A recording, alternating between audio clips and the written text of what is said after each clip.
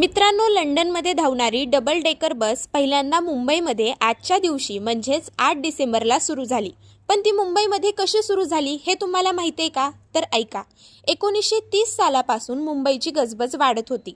रस्त्यावरची गर्दी आणि प्रवाशांच्या वाढत्या संख्येमुळे प्रवास करणं अवघड झालं होतं. म्हणूनच मग Bombay electric supply and tramways म्हणजेच बेस्ट कंपनीने एक उपाय शोधला.